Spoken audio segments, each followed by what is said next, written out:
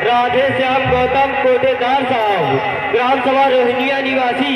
ये घर मालिक को 250 रुपए को है, हमारी कंपनी के लिए 50 रुपए का इनाम पारित किया था।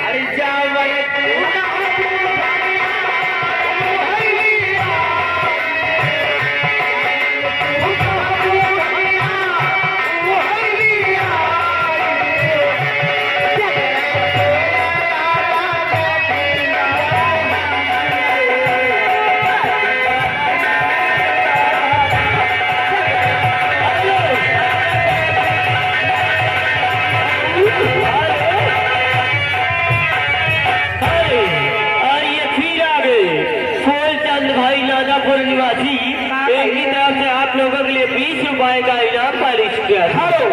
ये आगे लौकुश पांडर